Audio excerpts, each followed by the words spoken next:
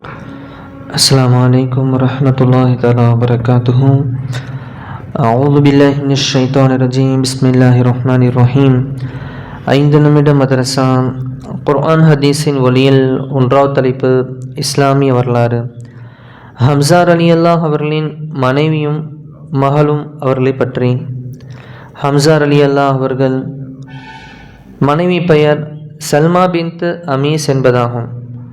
சல்மாவின் தங்கை அஸ்மா பின்த் அமீஸ் என்பவர் அலி ரலியல்லாஹு அவர்களின் அண்ணன் ஜாஃபர் இப்னு அபு தாலிப் ரலியல்லாஹு அவர்களின் மனைவி ஆவார்கள். இவ்விரு சகோதரிகளும் முஃமின் சகோதரிகள் ஆவார்கள் என நபி ஸல்லல்லாஹு அலைஹி வஸல்லம் அவர்கள் கூறினார்கள். இவ்விருவரும் ஆரம்ப காலத்திலேயே இஸ்லாத்தில் இணைந்தவர்கள். அலீமா தமது கணவர் ஜாஃபர் ரலியல்லாஹு அவருடன் ஹபசாவுக்கு ஹிஜ்ரத் சென்றவர். ஆனால் சல்மா தனது கணவர் ஹம்சாவுடன் மக்காவிலே இருந்தார்கள். அவர் அம்மாரா என்ற பெண் குழந்தையை ஈன்றெடுத்தார். ஹம்சா ரலியல்லாஹு அவர்கள் உஹது போரில் ஷஹீதான பொழுது போரிலிருந்து மதினா திரும்பிய முஸ்லிம்களிடம் அக்குழந்தை அம்மாரா ஓடோடி வந்து, என் தந்தை எங்கே என கேட்டது. ஹம்சா ரலியல்லாஹுவின் கொடூரமான ஷஹாதத்தை கூற மனமின்றி கதறி அழுதார்கள். இறுதியாக அலி ரலியல்லாஹு அவரிடம் அக்குழந்தை தம் தந்தை பற்றி கேட்டது. அவர்கள் அக்குழந்தையை வாரி அணைத்து தேம்பி அழுதார்கள். அனைத்து சஹாபா பெருமக்களும் அக்குழந்தை அனாதையானதை நினைத்து அழுதார்கள். ஹஸ்ஸான் ரலியல்லாஹு அவர்கள் சில கவிதைகள் பாடி குழந்தைக்கு ஆறுதலும் தேறுதலும் கூறினார்கள். இரண்டாவது தலைப்பு அல்லாஹ்வின் ஆற்றல். மனிதனின் உருவாக்கம். அல்லாஹ் தஆலா மனிதனை சிறப்பான அழகான முறையில் வார்த்தெடுத்து உபயோகமான உறுப்புகளை மிக நேர்த்தியாக பொருத்தினான். பார்க்கும் திறனை கண்ணுக்கும், கேட்கும் திறனை காதுக்கும், சிந்திக்கும் திறனை மூளைக்கும், உணவு ஜீரணிக்கும் திறனை இறைப்பையுக்கும் அருளினான். இவையாவும் அல்லாஹ்வின் ஆற்றலுக்கான பெரும் அத்தாட்சிகளாகும். மூன்றாவது தலைப்பு ஒரு ஃபர்லை பற்றி. குர்ஆனை ஈமான் கொள்ளுதல். அல்லாஹ் கூறுகிறான், இறை நம்பிக்கையாளர்களே, நீங்கள் அல்லாஹ்வின் மீதும் அவருடைய தூதர் மீதும் தூதர் மீது இறக்கிய வேதத்தின் மீதும் இதற்கு முன்னால் இறக்கிய வேதங்களின் மீதும் நம்பிக்கை ஈமான் கொள்ளுங்கள். விளக்கம். புனித குர்ஆனை அல்லாஹ் இறக்கியருளிய வேதம் என்றும் அதன் ஒவ்வொரு எழுத்தும் உண்மை என நம்புவதும் ஃபர்லான விஷயமாகும். சூரா நிசாவிலே அல்லாஹ் இந்த கட்டளையை அடியார்களுக்கு கூறுகிறான்.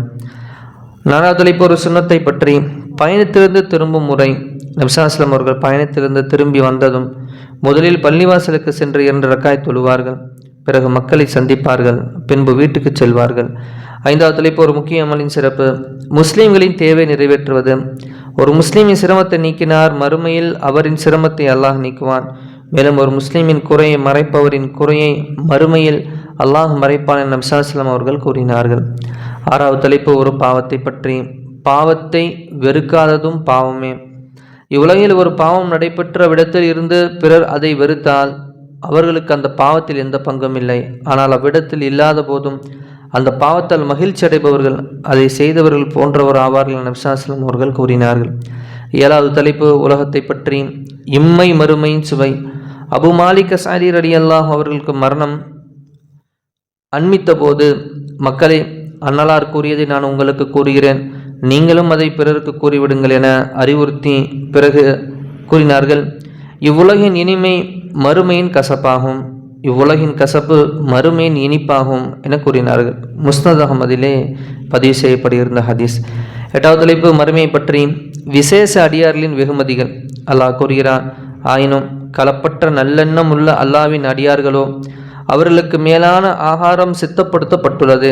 அதுதான் இன்பமான கனி வகைகள். அன்றி அவர்களோ கண்ணியம் அளிக்கப்படுவார்கள். இன்பம் அளிக்கும் சொர்க்கங்களில் ஒருவரை ஒருவர் முன்னோக்கியவாறு கட்டிலில் மீது அமர்ந்திருப்பார்கள். தெளிவான பானம் நிறைந்த கோலைகள் அவர்களை சுற்றி கொண்டு வரப்படும். அது மிக்க வெண்மையானதாகவும் அருந்துவோருக்கு மதுரமானதாகவும் இருக்கும். அதில் மயக்கமும் இருக்காது. அதனால் அவர்கள் போதையுறவும் மாட்டார்கள் என சூரா சாஃபாத்திலே அல்லாஹ் கூறுகிறான். 9வது தலைப்பு நபிவழி மருத்துவம். சோற்று கற்றாழை மற்றும் கடுகின் பலன்கள். கசப்பான 2 பொருட்கள் உள்ளன. அவற்றில் ஏராளமான நிவாரணம் உண்டு. அவை சோற்று கற்றாழை மற்றும் கடுகு என நபி ஸல்லல்லாஹு அலைஹி வஸல்லம் அவர்கள் கூறினார்கள். விளக்கம். சோற்று கற்றாழையை முகத்தில் தடவுவதால் முகம் மெருகேறும். சருமத்தின் வறட்சியை போக்கும். தலையில் தடவுவதால் முடி அடர்த்தியாக வளர்கிறது. தீப்புண் மற்றும் வெட்டு காயங்களுக்கு இடுவதால் தழும்பு மறைகிறது. இதை உபயோகிப்பதால் சர்க்கரை நோய் நீங்குகிறது. மேலும் கடுகு எண்ணெய் மூளைக்கு வலுவளிக்கிறது.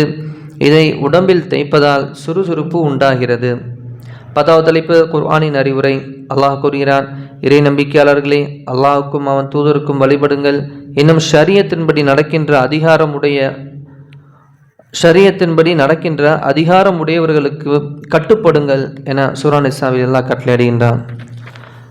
அல்லாஹ் எந்த நலவை நமக்கு ஏவினானோ அதன்படி அமல் செய்யக்கூடிய பாக்கியத்தையும், கலிமாவுடைய வாழ்க்கையை வாழ்ந்து கலிமாவுடன் மரணிக்கக்கூடிய பாக்கியத்தையும், நபி ஸல்லல்லாஹு அலைஹி வஸல்லம் ஜன்னத்துல் ஃபிர்தௌஸ் எனும் சொர்க்கத்திலே ஒன்றாக இருக்கக்கூடிய பாக்கியத்தை அல்லாஹ் நம் அனைவருக்கும் தந்தல் புரிவானாக.